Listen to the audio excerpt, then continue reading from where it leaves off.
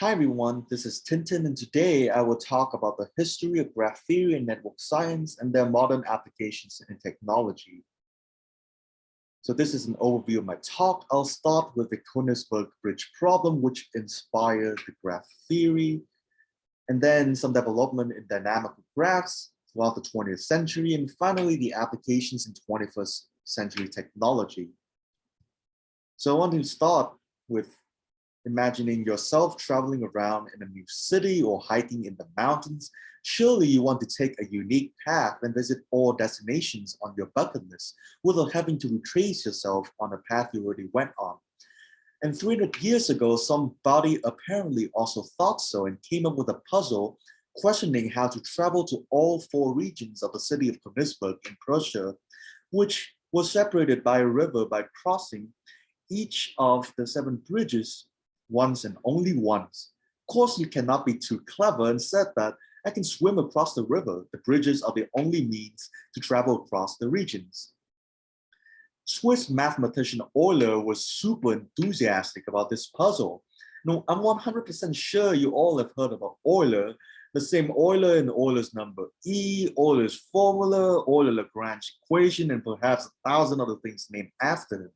Now, Euler's brilliance in tackling this problem came from a very simple idea. He realized that only the bridge connections between the cities mattered.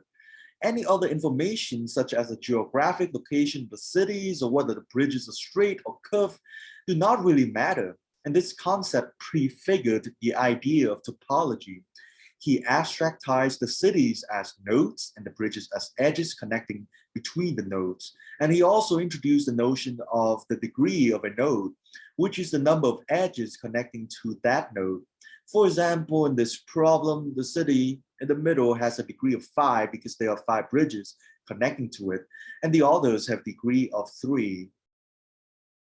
Euler's brilliant insight is that this problem only depends on the degree of the nodes. He reasoned that except for the starting and the ending nodes on the journey, every node should have an even degree because every time we enter that region, we also leave that region, which requires 2 edges each visit. However, each node in the Königsberg problem have odd degree, either 3 or 5, so it is impossible to traverse through all bridges once and only once.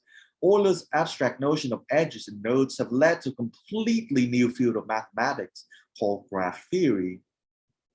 And fast forward 2 centuries later, when mathematicians have developed quite an elaborated theory about graph theory, many applied mathematicians started pondering about not just the relationship between nodes and the overall characteristics of static graphs, but also dynamical evolution of graphs. And one pioneering work was the Erdos-Renyi random graph model in 1959, which has 2 variables, number of nodes and the probability that each edge exists, independent of the other edges. And here is an example of how a random graph model can evolve in time. The red edges represent the largest network with the greatest number of nodes. This model pioneered the application of probabilistic method in graph theory, as there were important discoveries about the large-scale properties of graphs in long-run probability distributions. The purely random graphs were revolutionary, but they did not intend to imitate any real-life social phenomenon. Watts and Strogatz took the next step to model our society with their small world graphs. In this model, most nodes don't connect to each other at first, but as time goes on, neighboring nodes are more likely to connect. Also, in general, nodes are more likely to connect with mutual connections, and this is the primary way small world graphs evolve. This is very intuitive to our everyday experiences, as you can imagine that you will be more likely to become acquainted with people around you, like classmates and colleagues. Also, it is very natural to connect with mutual acquaintances and friends. You can note that in contrast to the purely random model earlier, small world graphs have many clusters. This was the most cited publication of Nature Journal in 1998, with nearly 50,000 citations by 2022. There are many real-life applications that follow the small world model very well. One example is the analysis of brain neural network system, When neuroscientists use graph theory to study the evolution of how neurons send signals to each other. Another interesting case study is a federal analysis in 2014 that utilized graph theory to reveal that if just 9 out of over 55,000 electric transmission substations across the US are attacked, there might be a broad outage from the west to the east coast. One small world phenomenon that we are all familiar with is the social connections of an average person. Another pioneering work was the Barabasi-Albert model, which is a type of a scale-free graph. Scale-free means that the degree distribution follows as an exponential decay power law, meaning that most populations has very few connections and a very small group of population has a lot of connections. And there are two important characteristics of this model. Firstly, the number of nodes constantly increases, unlike the Wasser's model from the last slide. Secondly, higher degree nodes have stronger ability to build more connections, which explain the power law. It's like that saying that the rich gets richer. Real-world networks have been shown to follow the degree power law very well. Examples include the World Wide Web, where new pages like to link to well-known sites rather than some obscure pages. And in fact, this was one of the main discussion points that inspired Barabasi and Albert's paper. You might have heard about the 6 degrees of Kevin Bacon, where we randomly pick an actor and then connect them to another actor or actress. They appear in the same movie. You most likely only need 6 steps to trace back to Kevin Bacon. Similarly, Erdos number, the same Erdos I mentioned in random graph, is the number of paper collaborators it takes to trace back to Paul Erdos. Both Bacon's and Erdos are the high degree nodes in a scale-free network.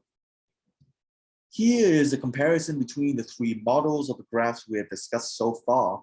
The degree distribution shows a histogram where the x-axis indicates the degree and the y-axis indicates the frequency of nodes that have a certain degree. And you can see that the random and small world graphs have fairly homogeneous degree distribution, while the scale-free graph shows an exponential decay power law. The adjacency matrix on the right shows the connection between pairs of nodes. So for example, the 10th person on this small world graph is connected to these dot people along the horizontal line. And you can see that the small world graph shows a very strong tendency for nodes to connect to neighboring ones. You look at the diagonal of this adjacency matrix. The random graph has a fairly homogeneous adjacency matrix, while the scale-free graph shows how a small group of nodes attract to the most connections. Using a combination of small world and scale-free models, to constrain different levels of clustering and degree distribution, we can study large-scale social networks. And in this age of technology, this has been put into use in social media. This top images shows a beautiful visualization of the global friend connections on Facebook. When a new person is added to a new network and begins to make new connections, we can predict quite accurately future connections with other people on the network based on the dynamical evolutions of graphs. And predicting these affinities between people in the network is just a matter of comparing the links belonging to one node with those of the other. And this helps social media to introduce people you may know, which can be very helpful in looking for old friends on Instagram or making professional connections on LinkedIn. The same method can be applied to many other recommended systems that you probably encountered countless times. Products as an online retailer like Amazon and Target have the benefit of making the same connections. People purchasing the same products together in groups of 2, 3, or more many times over and over again. And thinking about different kinds of products that people consume as a graph can tell us a lot about the relationships the products have with people and with each other. Thus, the dynamical evolution of graphs help Amazon to suggest products that we might be interested in based on our history of viewing and buying products and the large-scale trend of people who also bought the same products. There was a pretty big and hilarious headline from 10 years ago about how Target sends baby products ad to a family, which prompted the father to learn about his daughter's pregnancy. And I would place a disclaimer that this is just a single anecdote, but it is a powerful example of how graph theory can predict trends very well. Here's a slightly different application that we also use in everyday life: Google Map. All locations and streets on the map can be treated like nodes and edges, except that here each edge is no longer equal to each other because they have different distances. There are three simple questions you can ask when you think of Google Map. What is the shortest route from A to B? And this is very straightforward. We only need to minimize distance between two locations. But very often that is not the fastest route because of traffic. So we also want to incorporate real-time traffic information and vary the weights of different paths accordingly to minimize time travel. Another feature we use frequently is to find restaurants near me, where Google Maps would combine a recommended system with the geographic locations within the area specified. I will reuse my overview slide for a summary of my talk. Next time when you are thinking about how TikTok is so addictive, with feeding you videos that you would love to watch for hours, or how scary technological giants are with understanding our society, they all trace back to Euler just solving a fun math puzzle. Thank you everyone for listening.